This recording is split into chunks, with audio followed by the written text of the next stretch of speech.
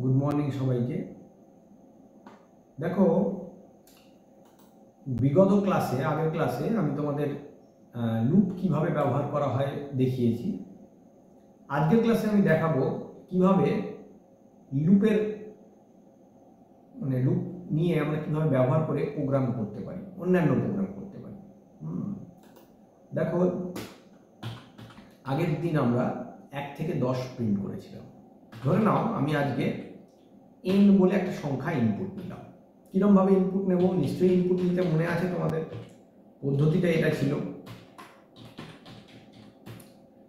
Enter any number, এরকমভাবে আমরা input নিতাম।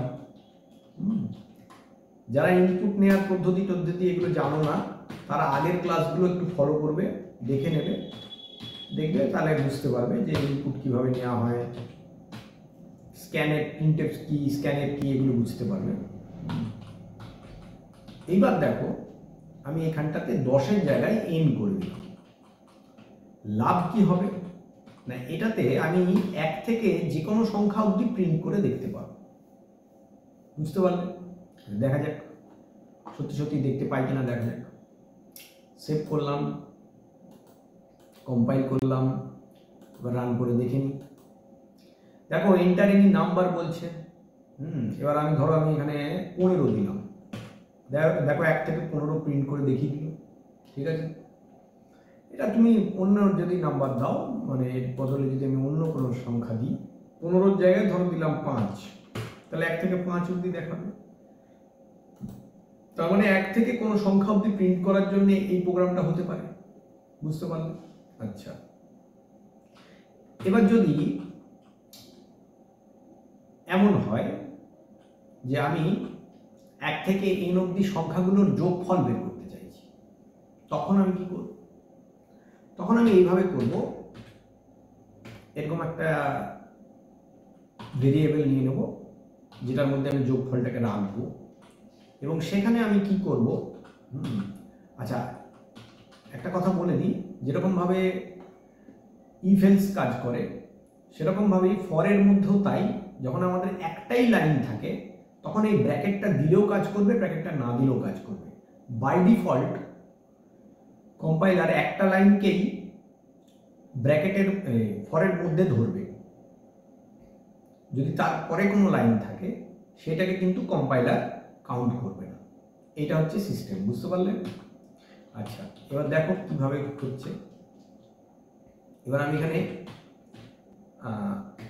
স্ক্যান তো করাই আছে, এটা লিখে দিলাম। ঠিক আছে, এটাতে কি হলো, 1 থেকে n অবধি সংখ্যাগুলোর যোগফল আমি পেয়ে যাব এই প্রোগ্রামে। দেখো, এই প্রিন্টএফ স্টেটমেন্টটা কিন্তু লুপের বাইরে, কারণ ফর লুপে ব্র্যাকেট দিইনি, তাহলে একটাই লাইন ধরবে ফর লুপের মধ্যে। আচ্ছা, এবার এটার মান কিভাবে বেরোচ্ছে সেটা আমি পরে দেখাচ্ছি, আগে একবার রান করে দেখিয়ে দিই। প্রোগ্রামটা রান করলে কি দাঁড়ায় দেখে নাও। আচ্ছা, দেখা যাক। নাম্বার দিতে বলছে, ধরো আমি 5 দিলাম। দেখো, 1 থেকে 5-এর যোগফল 15, ওটা দেখাবে। বুঝতে পারলে? আচ্ছা, এখানে 5-এর বদলে 10 যদি দিই, 1 থেকে 10-এর যোগফল কত হয় খুঁজে দেখো, 55। ঠিক আছে, কিছু না, 9 দিলেই দেখো না, ওর থেকে 9 বাদ যাবে, 55 থেকে 9 বাদ যাবে। তার কাজে 9 দিয়ে দেখো 45, 10টা বাদ গেল শেষেরটা। আচ্ছা আচ্ছা, 9 না 10 বাদ গেল, যাই হোক। আচ্ছা, এইবার তাহলে বুঝতে পারলে। এবার তোমাদের যেটা দেখার দরকার সেটা হচ্ছে s = s + i, এই লাইনটা কি মানে, কি কেমন ভাবে কাজ করছে। ব্যাপারটা বুঝিয়ে দিচ্ছি, ছোট করে দেখে নাও। দেখো, প্রথমবার যখন আমি লুপের মধ্যে এলাম তখন i এর মান 1, দ্বিতীয়বার যখন এলাম তখন i এর মান 2, তৃতীয়বার যখন এলাম i এর মান 3, 4, 5, 6, এভাবে। এবার এইটা হলে s এর মানটা কিভাবে চেঞ্জ হয় সেটা দেখো।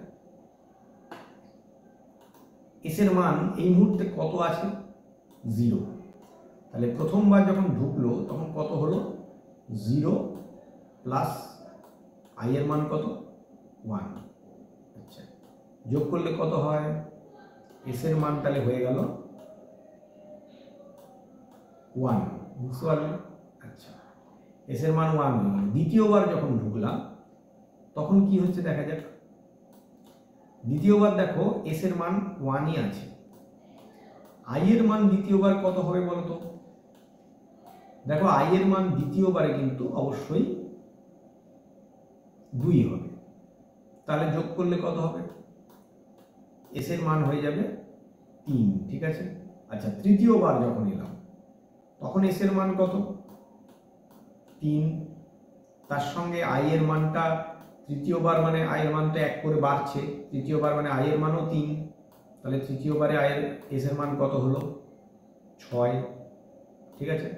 আচ্ছা, চতুর্থবারে এস এর মান কত হলো, অলরেডি 6 আছে, আই এর মান চতুর্থবারে কত হবে, 1 করে বাড়ছে কিন্তু 4, তাহলে কত হলো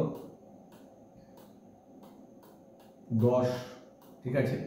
আর পঞ্চমবারে এস এর মান কত হবে, অলরেডি 10 পেয়ে গেছি, তার সঙ্গে যোগ করব কত, 5, কারণ আই তো পঞ্চমবারে 5 হবে, তাহলে এবার এস এর মান কত হলো 15।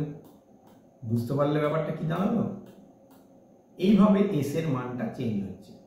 আর লুপটা কিভাবে কাজ করে যারা বুঝতে পারছো না তাদেরকে বলছি, লুপের প্রোগ্রামটা আমি আগের ভিডিওতে দেখিয়েছি, করেছি, তোমরা পারলে ওটা দেখে নাও, ওইখানে আমি লুপের কাজটা দেখিয়েছি, ফর লুপ কিভাবে কাজ করে।